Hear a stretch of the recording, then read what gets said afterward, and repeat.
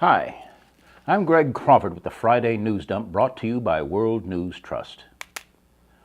There once was a third-string actor whose last entertainment gig was the host of Death Valley Days, a weekly western brought to you by a laundry detergent called 20 Mule Team Borax.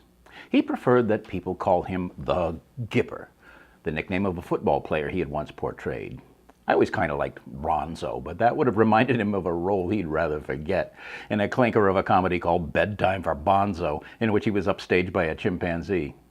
That movie was prophetic in a sense, in that this guy would regularly fall asleep in meetings after gorging on jelly beans, so it was bedtime for Bronzo. Anyway, this guy began stepping out on his wife, actress Jane Wyman, with an unknown MGM contract player named Nancy Davis. Long story short, he divorced Wyman and married Nancy.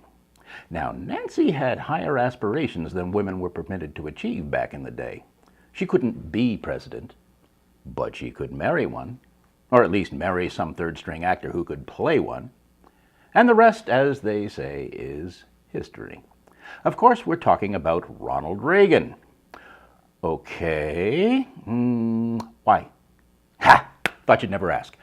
The right-wing insanity that has brought us to the brink of total annihilation had its rebirth under the guiding hand of the great communicator. There have always been right-wing nutjobs muttering dire imprecations about the end of the world, but they were keeping their heads down following World War II. The unholy trio of Mussolini and Hitler and Tojo kind of gave the right-wing politics a bad name for a while. Of course, that didn't stop madmen like Joe McCarthy and his communist witch hunt conducted under the guise of the House Un-American Activities Committee. Celebrities like Charles Lindbergh, poets like Ezra Pound, and bankers like Prescott Bush, yeah, W's grandpappy, and plenty of others all thought that old Adolf was a swell guy. But when it became obvious that they'd bet on the wrong horse, they backpedaled like ducks headed for a waterfall. And though the hero of World War II, Dwight D. Eisenhower, was our Republican president for 8 years, he had zero tolerance for extreme right-wing shenanigans. Pretty much everybody liked Ike, and everybody prospered during the 50s. Pretty much. On the eve of his departure from the White House, Ike warned us of letting the military-industrial complex gain too much control over our political system. Oh, Ike, if only we had listened. But President Eisenhower wasn't the first to issue such a prescient alarm. This is a quote from Thomas Jefferson. "I hope we shall crush in its birth the aristocracy of our moneyed corporations, which dare already to challenge our government to a trial and bid defiance to the laws of our country." I don't think Jefferson would have had too much use for the Tea Party trolls that so love to invoke his name when trying to justify their idiotic schemes. He also said, "I sincerely believe that banking establishments are more dangerous than standing armies." You think it was bad then, Tommy? Just be glad you're not around now. But the goldfish syndrome reigned supreme in the good old US of A. People forget. And it wasn't long before the crazy pants crowd started crawling out from under their rocks again. John Birch and his band of merry whack jobs with their "Impeach Earl Warren" bumper stickers, and Ayn Rand with her bumper sticker philosophy of objectivism, all contributed to a resurgence of the pathological selfishness that is the cornerstone of rapacious corporatism. And rapacious corporatism is the cornerstone of the Trans-Pacific Partnership, an ultra-secret free trade agreement that really has little to do with trade, but a great deal to do with circumventing and subverting the sovereignty of the nations of the world for the benefit of multinational corporations and to the detriment of the citizens of those nations. It has been called NAFTA on steroids, but I'd say treason on steroids might be more appropriate. And Mr. Obama wants Congress to give him the green light to fast-track this gang rape of America's regulatory authority over the psychopaths that run multinational corporations and Wall Street. The term ultra-secret means just what it says. Not even the members of Congress on the committees that normally deal with trade issues know what the industry representatives and lobbyists have been up to. Very little information is available about the details of the TPP, but enough has been ferreted out that in just the past couple of days, WikiLeaks has been able to release information that is making everybody sit up and take notice. Finally.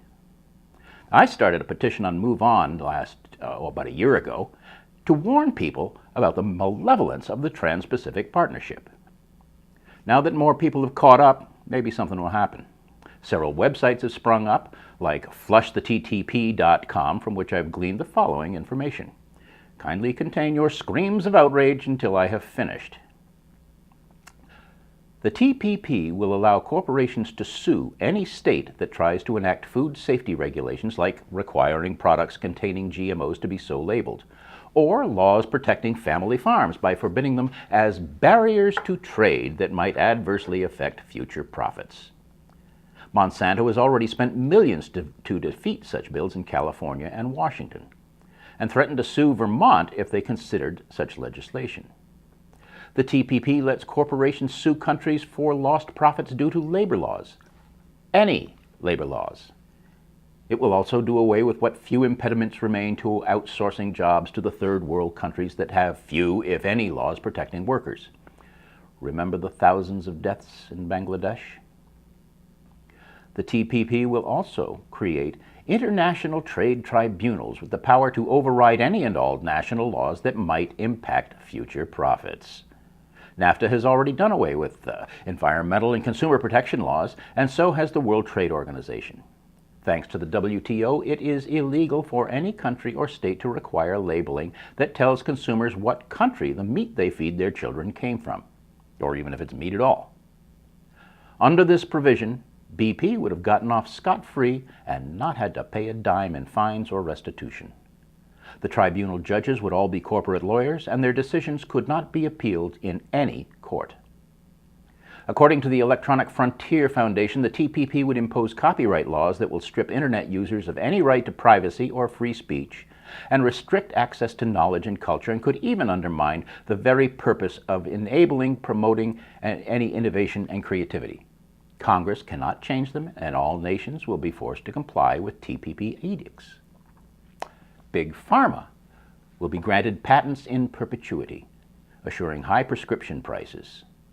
Anything and everything, including medical procedures, can be patented, which would overturn recent court decisions, and arbitrary restrictions on access to medical equipment, diagnostic techniques, and procedures can be as capricious as the corporations desire. Any and all regulation of the financial shenanigans of Wall Street will be rendered null and void, and no transaction taxes or any other barriers to trade will be permitted. Even if they want to take a home that's already paid for, there's not a damn thing you can do about it. So, do I have your attention now? As I said earlier, President Obama wants Congress to give him fast-track authority to negotiate and sign this abortion with zero input from us, our representatives, or our senators. And we will have absolutely no legal recourse. I, for one, am ashamed that I ever supported that man. It is no exaggeration to say that the fate of the world depends on you and everyone you know screaming bloody murder at your representatives and senators and demanding that they reject this utterly malignant treachery without reservation or suffer the consequences at the ballot box. We will update you as more information becomes available. Now you know. Now you must act.